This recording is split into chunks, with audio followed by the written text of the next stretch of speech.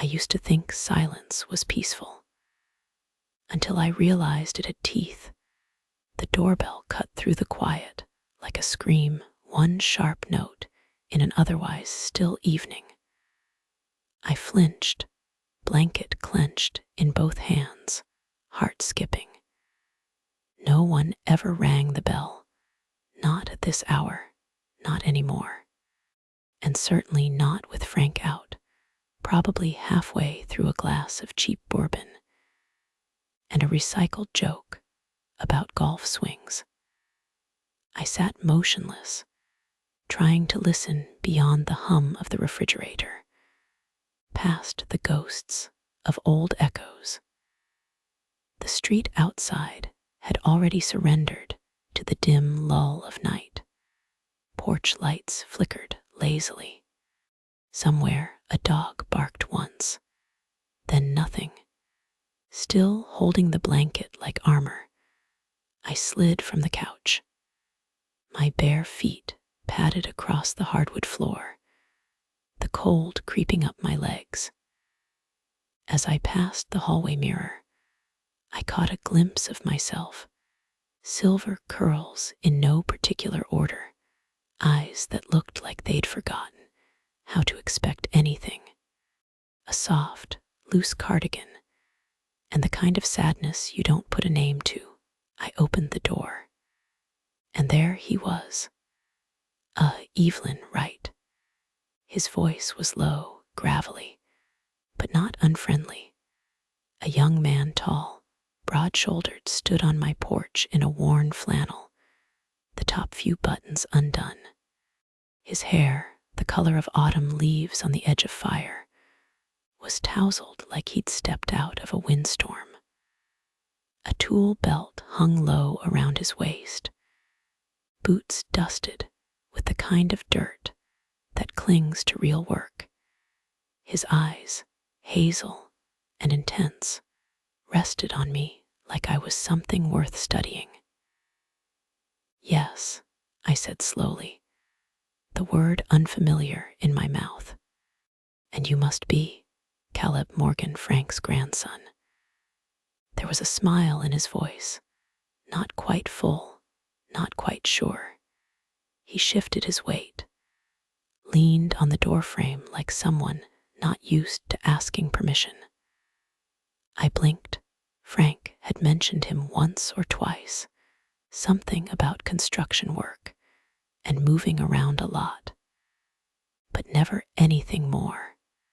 And now he was here, standing in the same space Frank had left empty, offering the smallest flicker of something I hadn't felt in a long time, surprise. "Come in," I said, stepping aside. It's good to finally meet you." He walked in like he belonged, dropped his bag gently by the door, boots off without needing a prompt. He looked around, taking in the quiet room with its beige walls and aging photos. "It's good Frank's got you," he murmured. "After Grandma passed, well, it's been a while." I nodded. A breath caught somewhere in my chest. The picture of Frank and me on the mantel sat beside one of him and his late wife. Caleb's eyes lingered there for a moment. His jaw tensed, then he covered it with a quick smile. "Didn't mean to just show up," he added, rubbing the back of his neck. "Was working a few towns over. Frank's always saying I should drop by." "Glad you did," I said too quickly, too eagerly. He smiled. "It's quiet here." "It is." He glanced around again, then settled into the old armchair across from the fireplace like he'd done it 100 times before. And just like that, the room felt smaller, warmer, brighter, maybe. Or maybe that was just me, remembering what it felt like to have someone who wasn't already halfway gone. "What brings you, really?" I asked, voice light, teasing. Or do I have to bribe you with dinner to get the full story? Caleb grinned, but there was something behind it, something just slightly off-center. Dinner sounds great, but the story, he trailed off, eyes moving toward the window, as if the answer were hiding just beyond the glass. Let's just say I needed to be somewhere that didn't feel temporary, somewhere that reminded me who I was. I didn't say anything right away, just stood there, watching him. And then I said it, soft but steady. What do you like to eat, Caleb? He leaned back, smile curling again, but this time it reached his eyes. Surprise me. Oh, I thought, walking toward the kitchen. He has no idea what I'm capable of. I used to think silence meant peace, but it doesn't. It means no one's calling your name anymore. The doorbell rang at exactly 7:04 p.m. I remember the time, because I'd just finished wiping down the counter and was settling in to watch a rerun of Murder, She Wrote. The sound sliced through the quiet so suddenly, I nearly dropped the mug I was holding. Frank never came home this early, and even if he did, he wouldn't bother ringing the bell. I sat frozen for a moment, fingers tightening around the warm ceramic, breath held like a secret. The living room lamp cast soft shadows on the walls. Outside, the neighborhood had already sunk into its usual post-dinner lull. No cars, no voices, just crickets and the occasional rustle of wind through dry leaves. Who could it be pushing off the couch? I tugged the blanket tighter around my shoulders and made my way to the front door. My reflection caught me in the hall mirror, silver curls a little wild, cardigan slipping off one shoulder, and the kind of tired eyes that came from years of not being asked how you were. I opened the door there, standing on the porch with a duffel bag slung over one shoulder, and the smell of long highways clinging to him, was a young man, tall, rugged, the kind of broad shoulders you only get from real work. His flannel shirt was unbuttoned just enough to show a white t-shirt underneath. His copper-toned hair was tousled by wind or maybe neglect, and his eyes, hazel, unreadable, locked on mine with something like recognition. Evelyn Carter, he asked, voice rough like gravel, but not unpleasant. I nodded. Yes. Caleb Morgan, Frank's grandson. For a second, my mind couldn't make the pieces fit. Frank's grandson. He hadn't seen the boy in over a decade, mentioned him only once or twice, always vaguely, like an afterthought in a list of names. I hadn't expected him to have that kind of presence to be. Him. Oh, I said, stepping back. Come in, come in. I wasn't expecting. No worries, he smiled, brushing his boots on the mat before stepping inside. I figured I'd just show up like he always said I should. Never thought he meant it, though. He dropped the duffel beside the door and took in the room with a glance. The quiet furniture, the mantel, with its black and white wedding photos, the stack of puzzle books on the coffee table. He didn't say much, but something in his posture softened. I'm glad you did, I said, a little breathless. He glanced at the fireplace, then the small framed picture of Frank and me, next to an older photo of Frank's late wife. His jaw twitched, almost imperceptibly. Then it passed. "Nice place," he offered. "Peaceful. That's one word for it."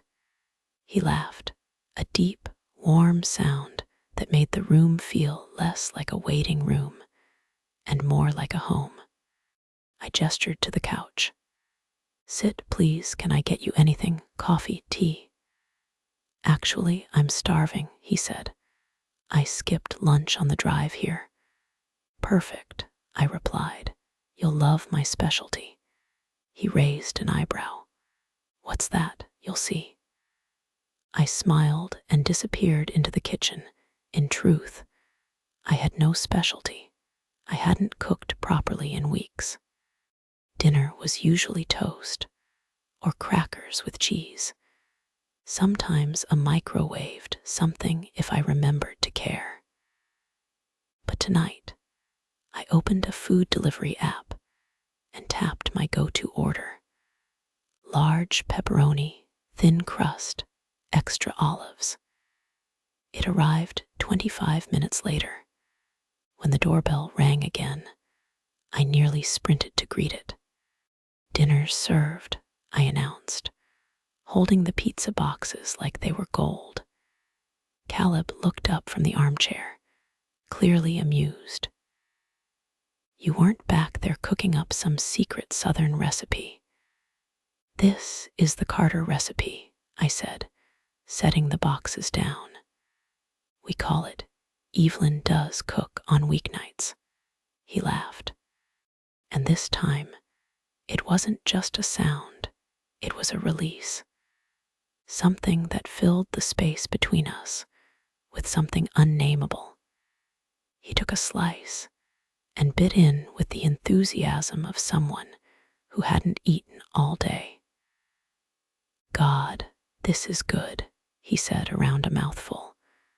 I took a slice too and leaned back into the couch. For a long moment, we ate without speaking, just chewing, breathing, existing in the same room, no one expecting anything from the other. Then he said, quieter, "It's been a while since I've been somewhere that felt still." I turned to him. His eyes were on the fire, not me. "Still is good," I said, "until it isn't." He looked at me then, and I wasn't ready for how steady his gaze was. Not probing, just seeing. "What made you come now?" I asked. He leaned forward, resting his elbows on his knees. "Construction's been eating me alive. Long days, loud people, no real home. I got in my truck and just started driving. Thought I'd end up at some motel. Instead, I remembered this address." I felt something shift in me, something that had been still for too long. I offered a smile, soft, not sure what to do with the warm ache behind my ribs. "I'm glad you came, Caleb." He smiled back, but it wasn't just polite. It was tired, grateful. "Me too." The pizza was already half gone by the time Caleb leaned back in his chair, fingers dusted with flour and oil, eyes shining with something I hadn't seen in a long time. Ease. Maybe it was the wine I'd poured to go with the meal. Or maybe it was just the comfort of letting conversation fall into place like puzzle pieces. But in that moment, nothing felt forced. "You always eat like this?" he asked, wiping his hands on a napkin. "Only on nights that end in Y," I replied, sipping from my glass. "Frank thinks salads and instant coffee are gourmet cuisine. I've given up." Caleb chuckled, soft and low. "Explains a lot." He reached for another slice, but his eyes lingered on me. Not in the way men look when they're measuring you, but like he was quietly taking inventory of something unspoken. "You always this quick?" he asked. "Quick, sharp, funny, real." I blinked, unsure how to respond. The compliment sat somewhere between flattery and confusion, like a dress I wasn't sure I was allowed to wear anymore. "I used to be," I said, "before everything got quieter." He nodded, as if he understood without needing more words. The fire cracked in the corner, its soft glow warming the room. Outside, the sky had dipped fully into night, the window pane reflecting us back at ourselves, two shadows in amber light. "You ever get tired of the quiet?" he asked. I laughed, too suddenly. "Every damn day." His smile faltered just a little. "Then why stay?" I looked at him, really looked at him, and what I saw was a man who hadn't found home in a long time, maybe never had. "Because sometimes," I said slowly, "it's easier to stay lost where no one's looking for you." The silence that followed wasn't uncomfortable. It was something else. He didn't try to fill it. He just let it be. He leaned forward, elbows on his knees, the firelight brushing over his jaw. "I don't think you're lost," he said. "I think you've just been waiting." "Waiting for what?" His eyes didn't leave mine. "A reason." Something in my chest cracked open, just a hairline fracture, but I felt it. I felt it all the way down.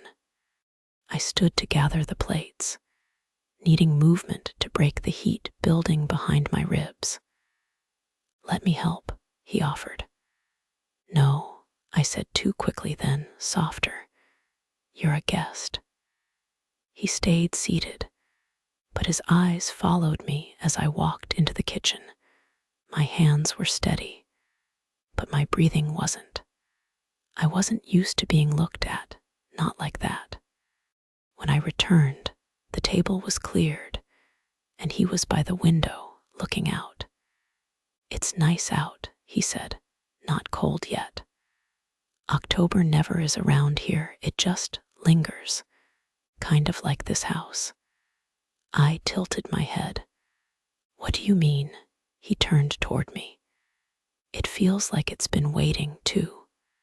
For a moment, I didn't answer, just looked around the room at the photographs, the dusty piano no one played anymore, the books I kept stacking, but never read. "Maybe it has," I said. He sat down again, hands resting on his thighs, and looked at me like I was someone with pages he wanted to read. "You remind me of my mother," he said suddenly. "Oh, she died young. But she was strong, the kind of strong that didn't shout about it." The softness in his voice undid something in me. "You still miss her?" "Every time I meet someone who reminds me of her, which isn't often." I nodded, then looked away. The air between us had changed. He wasn't flirting, but he wasn't just visiting either. This, whatever it was, had stepped into something neither of us named. I poured him another glass of wine and sat down across from him. The warmth of the drink moved through me, curling in places that had gone cold. "So," I said lightly, needing to tip the moment back toward steady ground, "what do you like to eat besides pizza?" He smirked. "Surprise me." "Oh, don't tempt me." His laugh was easy, but his eyes stayed locked on mine for just a beat too long, not bold, just certain. And in the silence that followed, I realized something with clarity so sharp it almost hurt. It had been years since someone looked at me and waited, not for food, not for favors, but for me. I looked down at my glass, then back up again. "Your trouble, Caleb Morgan," he grinned. "I've been called worse." We stepped onto the back porch with our glasses of wine, the boards beneath us groaning the way old things do, like they remember better days. The air was crisp, but kind, touched by the softness of early fall. Overhead, the sky stretched wide and dark, scattered with stars that blinked like someone breathing in the distance. Caleb leaned against the railing, his gaze lifting. "Wow," he said softly. "You forget how many stars there are when you're always near highways and streetlights. Out here, they remind you they were always there," I replied. He nodded, eyes still skyward. I watched him for a moment, his profile lit faintly by the porch light, the shape of someone who hadn't yet been dulled by the world, or maybe had been, but never let it take him whole. "See that one?" I asked, pointing toward the northeast. "The bright one near the tree line." He squinted. "You mean the plane?" I laughed, louder than I meant to. "No, not the blinking one." "Well, excuse me, some of us didn't take a stargazing elective in school.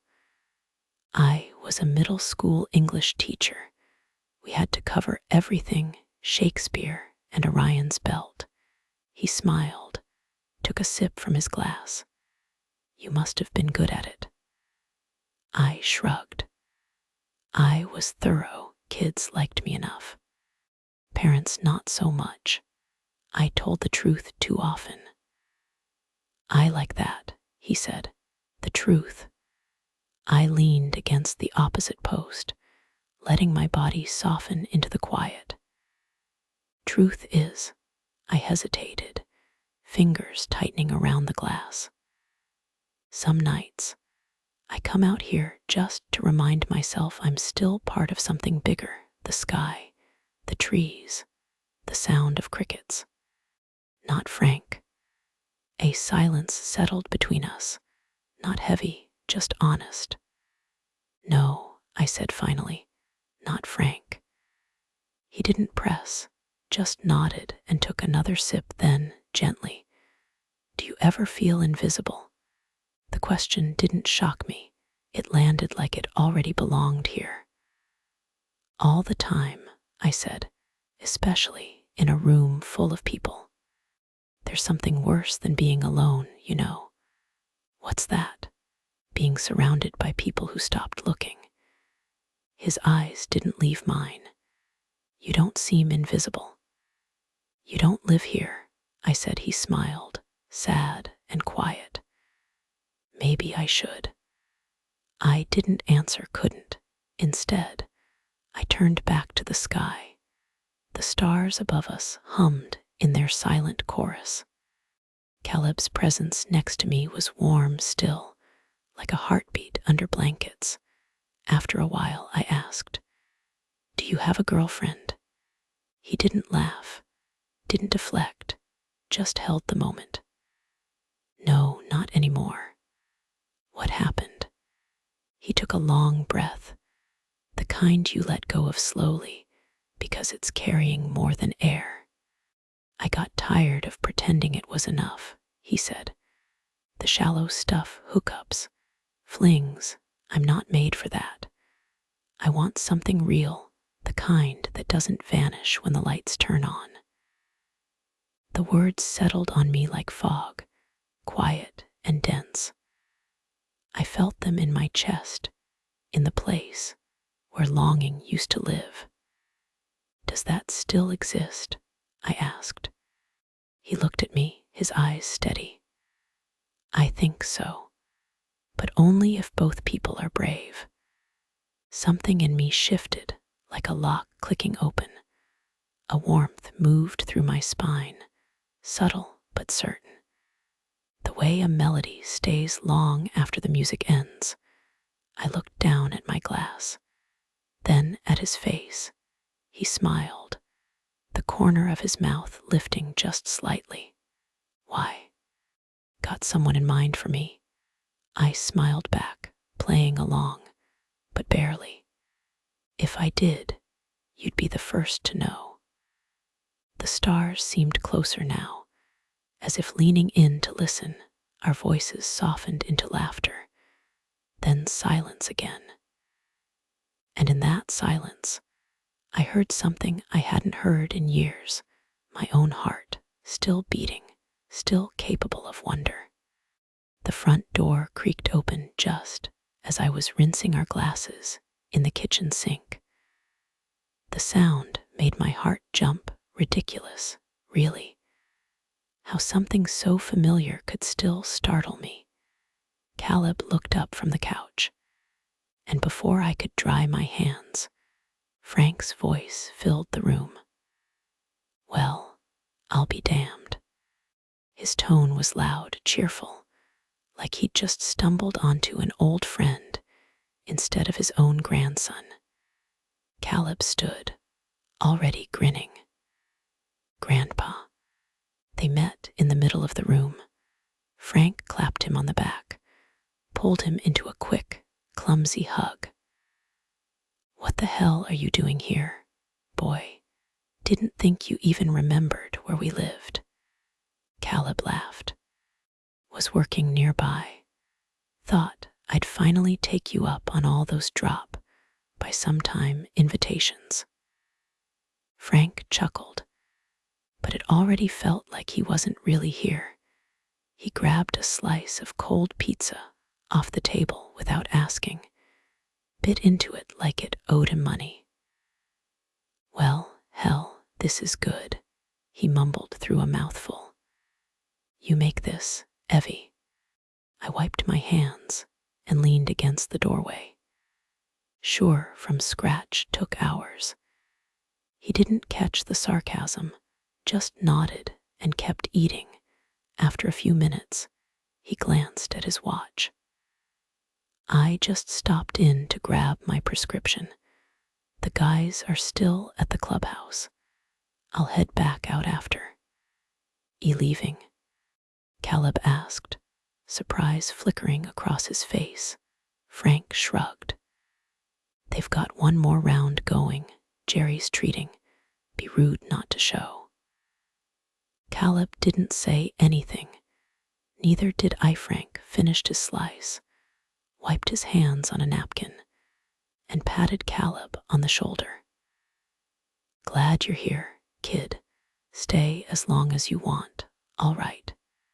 Tomorrow too, if you feel like it. And just like that, he was gone. The door clicked shut behind him, the sound far too quiet for the size of the silence it left behind. I exhaled slowly, letting my back press into the wall behind me. Guess some things never change, Caleb said. He was still standing, hands on his hips, looking at the door like he expected it to open again. It didn't. Doesn't even sit down, I muttered. Caleb turned toward me, one brow raised. Always like this. Pretty much comes and goes, says a lot, means little. Caleb walked over and dropped back onto the couch with a sigh. Man, still chasing life like it owes him something. I couldn't help it, I laughed. A sudden, honest burst that escaped before I could filter it. Flying unicorn, I said between giggles. That's what it feels like sometimes, like he's riding one off to nowhere. Caleb joined in, the sound of his laughter grounding me. It wasn't just that he was funny, it was that he saw it, the absurdity, the ache of it. When the laughter faded, he looked at me, softer now. You okay? I nodded, but it wasn't convincing. It's fine, I said. He's always been like that. I stopped expecting anything different years ago. That doesn't make it right. No, I said quietly, but it makes it easier. He didn't argue, just leaned back, his arms resting on the back of the couch, eyes tracing the ceiling like he was watching invisible stars. You deserve someone who notices when you leave the room. The words landed between us like something sacred. I didn't respond. Instead, I walked over to the bookshelf, pulled out an old bottle of wine, and held it up. "Drink with me," he smiled. "Thought you'd never ask." We moved to the back patio again, our glasses refilled, the air even cooler now. A breeze moved through the trees, rustling the leaves like whispers we didn't have to translate. We didn't talk much, just sipped, listened. I felt the weight of the evening settle into my skin, into the bones that hadn't felt held in so long. I looked at him, his face calm, his posture relaxed, and wondered how a boy I barely knew could feel like the first safe place in years. Maybe it wasn't about time. Maybe it was just about seeing. And finally, being seen. The morning came slowly, with soft light seeping through the slats of the blinds like it wasn't in a rush either. I moved around the kitchen out of habit, cracking eggs, sliding bacon onto the skillet, dropping bread into the toaster. The house smelled like the kind of morning I used to believe meant something. Frank was gone again, left without saying goodbye, or maybe he had, but I didn't catch it. He was good at disappearing even when standing in plain sight. I set 2 plates down on the table just as Caleb walked in, his copper hair tousled, face still sleepy. "Smells like childhood," he said, rubbing the back of his neck. "Lucky you," I replied, pouring coffee into a mug and sliding it toward him. My childhood smelled like burnt toast and cigarettes. He laughed as he sat. "Well, this is definitely an upgrade." We ate in the kind of silence that didn't ask anything of either of us. He was comfortable, easy in his skin, and it made me soften too, like my bones remembered how to relax near another person. After a while, he pushed his plate aside and leaned back. "I feel like being reckless today." "Oh yeah." I sipped my coffee. "You planning to climb the roof or fight a raccoon?" He grinned. "Better. I want to take you somewhere." I raised an eyebrow. "Is this where you murder me in the woods and steal my casseroles?" He burst out laughing. "God, you're quick." I smiled. "Where are we going then?" "It's a surprise," he said, finishing his coffee. "But I promise, no casseroles will be harmed." 10 minutes later, we were in his truck, rolling out of the neighborhood and onto the back roads that twisted like veins through the countryside. The windows were down, country music low and dusty on the speakers. The air smelled like leaves and sun-warmed pavement. We didn't talk much, just let the wind speak for us. Eventually, we turned down a dirt road I'd never noticed before. Trees arched overhead like they were holding secrets. At the end of the road, he pulled up beside a small clearing. An old wooden dock stretched out into the glassy surface of a lake I didn't know existed. "What is this place?" I asked. He smiled and opened the door. Come on, you'll see. We walked down to the water, our shoes crunching against fallen pine needles. An old rowboat was tied to the dock. You're kidding, I said. Nope. He stepped onto the dock and untied the rope. Get in. You realize this is how every Southern Gothic novel starts. That's the idea. I laughed and climbed in. The boat rocked gently as he pushed us off. He rowed with ease, like he'd done it 1,000 times. The lake stretched out wide and calm, the water so still it felt like we were floating through glass. When we reached the other side, he pulled the boat up onto the bank. The island was small, but thick with trees.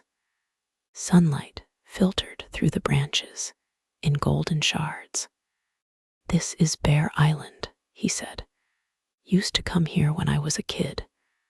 My mom would pack sandwiches, and we'd camp out sometimes. It's beautiful, I said, my voice softer than I intended. He nodded and set down the bag he'd carried. Within minutes, he had a fire going, the smell of smoke curling into the crisp air. He handed me a beer, then unwrapped 2 sandwiches we ate by the fire, surrounded by nothing but birdsong and the occasional ripple of fish near the shore. He pulled off his flannel, now in just a thin t-shirt. The sunlight caught his arms, the muscles moving with the effort of stacking more wood. I looked away, then back again. It wasn't lust. Not exactly it was. Awe, a reminder of vitality, of energy I'd long stopped believing belonged near me. I caught him looking at me too. Just once, his gaze dropped to the spaghetti straps of my top, the breeze teasing at bare skin. His eyes flicked away, respectful, but something lingered. You know, he said, tossing a pinecone into the fire, this place has always been kind of magic to me, like it exists outside of everything. Time, noise, rules. It does feel that way, I said. Like we're not supposed to tell anyone we were here. Exactly. He looked at me then, not just with his eyes, but with something deeper. Something that asked a question without words. And for a second, I felt heat not from the fire, but from the way the moment hovered. A quiet began to build, a warmth, a pull. It rose through me, as if something invisible had reached inside and struck a chord long forgotten. But we didn't move. We just sat, letting it live, letting it speak, without ever needing to say a thing. That night, long after the fire had turned to embers, and Caleb had gone to bed in the guest room, I lay in the dark, listening to the house breathe. Frank wasn't home yet. Again, the digital clock on the nightstand glowed, read 2:17 a.m. I turned to the side, reached out instinctively for the other half of the bed, but found only the cold impression of where someone should have been, where someone hadn't truly been in years. I stared up at the ceiling, tracing the faint cracks like constellations. My chest felt tight, not from fear or sorrow, but from the weight of everything I hadn't said out loud, everything I'd tried not to feel. Eventually, I heard the front door creak open, followed by the heavy shuffle of Frank's shoes landing on the mat. The tap squeaked in the bathroom. Water ran briefly, then stopped. No real attempt to be quiet, just the familiar rhythm of a man who had long stopped explaining himself. The mattress dipped under his weight when he climbed in. The smell of stale whiskey clung to him. Game ran late, he mumbled, already turning away. The guys wanted another round. I didn't respond. I made a noise in my throat, noncommittal, polite, just enough to suggest I'd heard him. It was easier that way. He was snoring within minutes. I watched his back rise and fall in the dark, the slope of his shoulder under the sheet, the gray curl of hair against the pillow. And I felt it again, that strange sensation of being next to someone, yet completely untouched. We had been married for 32 years. We shared a mortgage, a garden, holiday dinners. We even laughed sometimes at old movies or bad jokes. But he hadn't really looked at me in over a decade, not the way that mattered. I turned onto my back. The ceiling blurred, my breath caught. My hand drifted down, not for pleasure, not even for comfort, but as a quiet reclaiming of something, a solitary motion, one I'd known too well over the years. But this time, it was Frank's absence that filled my mind.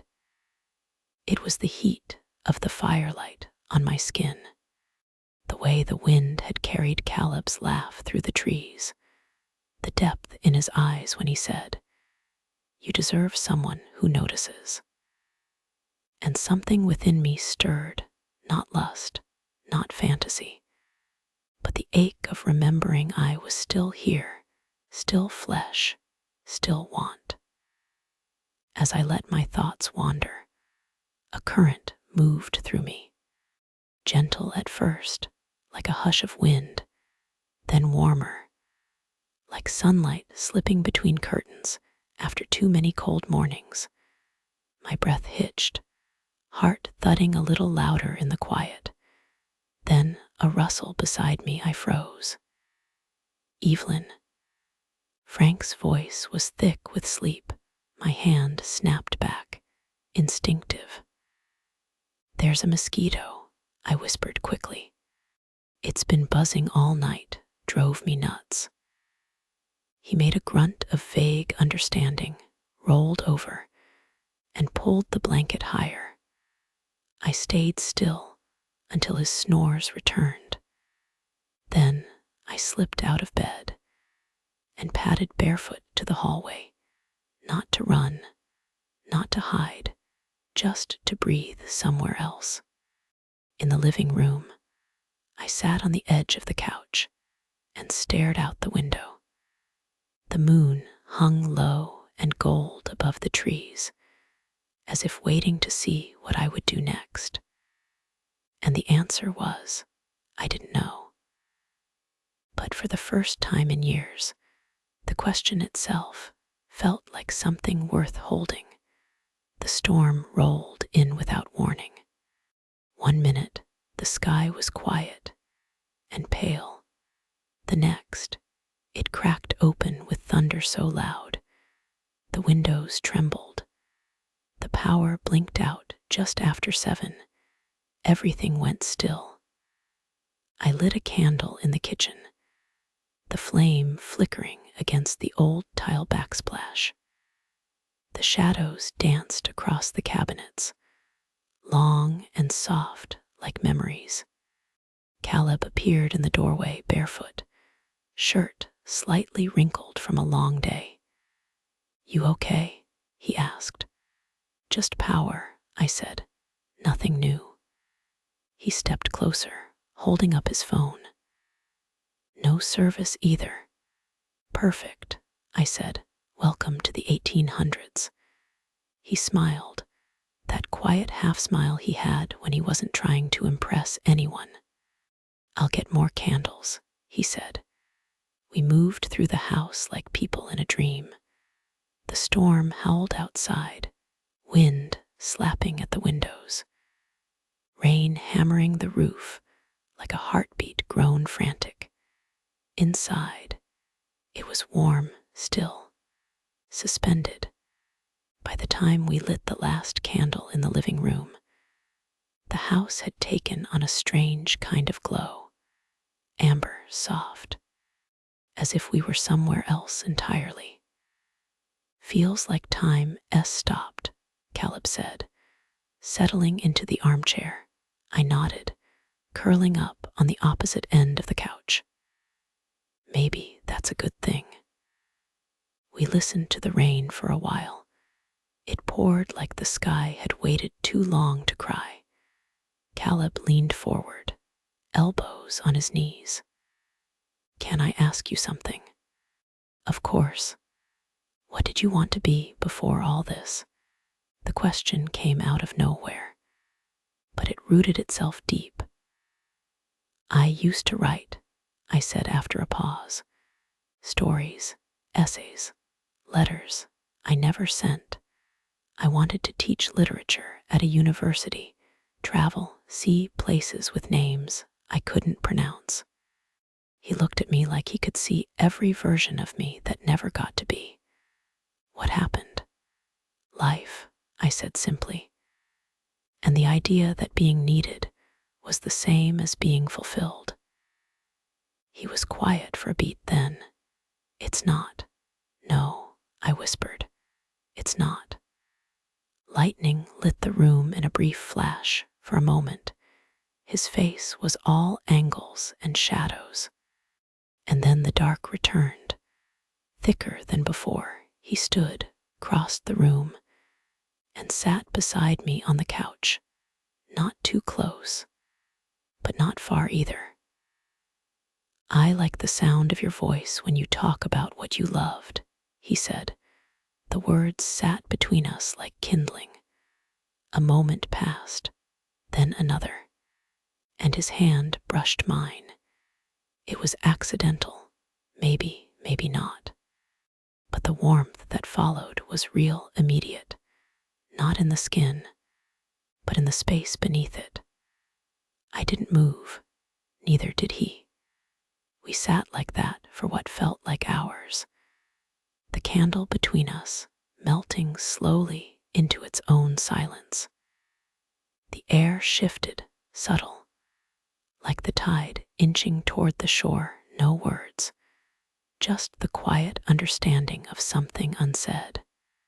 A pulse, a promise neither of us dared to name. And still, we stayed close, still. The next morning, the house felt colder, not from the storm it had passed, but from the silence that trailed behind it. I moved through the kitchen with a heaviness I couldn't shake. My hands washed the same cup twice. I burned the toast. I poured the coffee and forgot to drink it. Frank was home. I found him in the living room, shoes already on, fiddling with a golf tee in his fingers. You're up early, I said, keeping my voice light.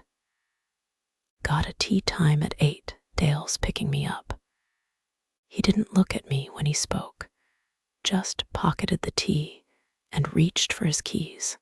I waited, hoped maybe he'd ask how I slept, or say something about the power outage, or mention that Caleb was still here.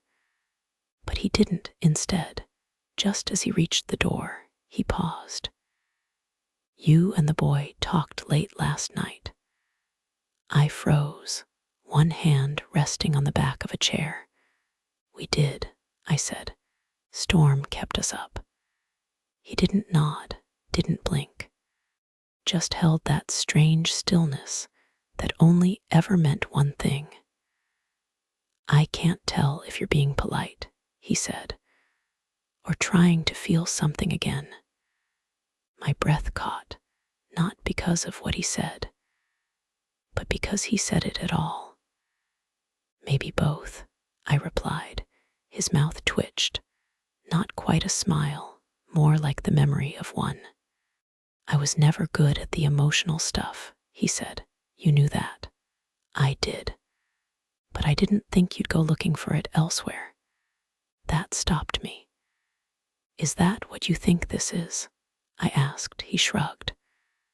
I don't know. You've been distant lately, different. I thought maybe you were bored or tired. But now he sees something, even if he doesn't know what it is. I didn't defend myself. I didn't owe him that, not anymore. He left without another word. The door clicked shut, softer than usual, but final all the same. I turned back toward the kitchen, hands trembling not from guilt, but from the truth I couldn't keep pretending wasn't there. I heard Caleb's footsteps a moment later bear against the floor, slow and cautious. Everything okay? He asked. I didn't answer right away. Frank knows something, I said finally. Not details, just the shift. Caleb looked down, jaw tight. I should go. Those 3 words pressed hard against my ribs. Maybe, I whispered. But not yet. He stepped closer, not touching, not assuming. I didn't come here to break anything, Evelyn. I know. I just wanted to remember what it felt like to be real. I looked at him then, really looked. And I saw it, the ache he carried, quiet and constant, the longing not for me, but for truth, for stillness, for connection. Maybe we both needed to remember, I said. He didn't speak again, just stood beside me, close enough to feel his breath, but not enough to lean. And in that moment, the weight of what we hadn't done felt heavier than anything we could have done.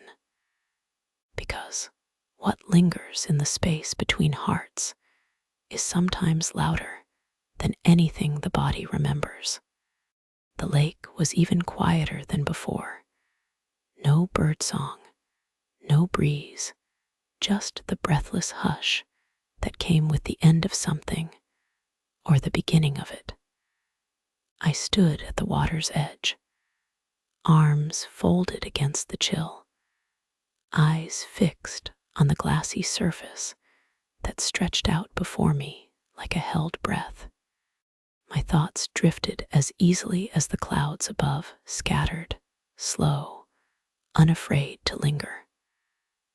I hadn't told Frank I was coming out here, didn't leave a note, didn't pack anything, just keys, just silence, just me, behind me. The sound of tires crunching gravel didn't startle me.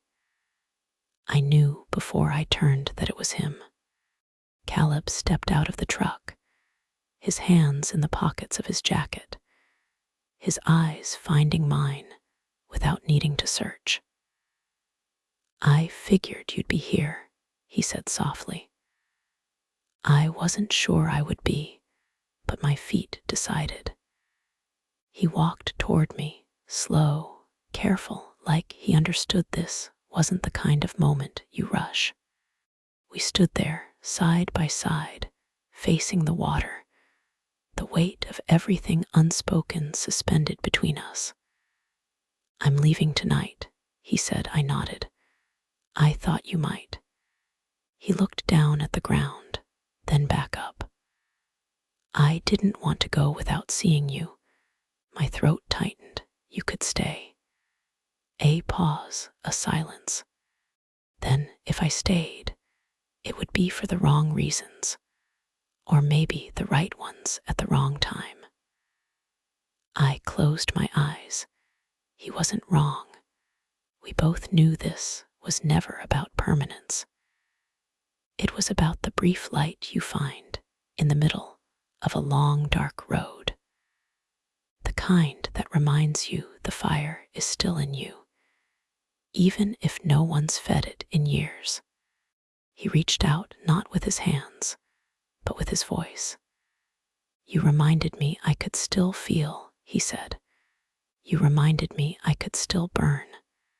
His eyes met mine. "Then don't go cold again." A gust of wind moved across the water, lifting the edge of my coat, brushing his jacket. But we didn't flinch. We just stood in it, let it carry what it needed to carry. He stepped closer slowly, until the space between us was just breath and memory. Then, with infinite gentleness, he leaned in and pressed his lips to my forehead. Not a kiss of possession, a benediction, a thank you, a goodbye. I didn't cry, not then. We didn't say more. We didn't have to. He turned and walked back to his truck, the engine sputtering to life as the clouds began to part, letting through a sliver of sun. I stayed by the water until the sound of his tires faded into nothing. And in the silence that followed, I felt something I hadn't in years, a beginning. The house felt different. It wasn't louder or brighter or fuller, but something had shifted, a quiet rearranging of the air, like it no longer pressed down quite so heavy. Frank didn't ask where I'd gone, didn't mention Caleb, or the lake, or the days we'd spent tiptoeing around something we never quite named. He went about his routines: golf, coffee, the same 3 TV channels, the same silence. And I let him. But I changed. It started small. I opened my old notebook again, the one I'd kept in the bottom drawer, beneath tax returns and warranty receipts. The paper smelled like dust and years. The pen trembled in my hand. But I wrote anyway, not for anyone, just for me. I found a flyer at the library about a community writing group, Tuesdays and Thursdays. No fee, no pressure, just a room full of people who hadn't stopped telling stories. I went. The first time, I said nothing, just listened. The second time, I read something out loud. My voice shook. But I kept reading. I started waking earlier, sitting by the window with my coffee before the sun had fully climbed. The light hit the glass different at that hour, softer, less judgmental. One morning, I passed by the hall mirror and caught a glimpse of myself. I paused, not because I looked beautiful, but because I looked awake, not younger, not newer, just present, alive. Frank walked in then, rustling a newspaper. "You're up early," he said. I nodded. "Just couldn't sleep," he grunted. "You should try those herbal teas, the ones in the green box." I smiled. "Maybe I will." He went back to his paper.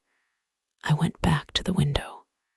Outside, a cardinal landed on the feeder, bright red against the dull gray of morning. It looked around, then began to eat like it had been expected. Maybe it had. Later that afternoon, I pulled down a box from the attic labeled Paris. 1983 inside were postcards, maps, a few old photographs of me with hair to my waist and dreams too big for the page. I spread them out across the floor and let the memories speak, not with longing, but with recognition.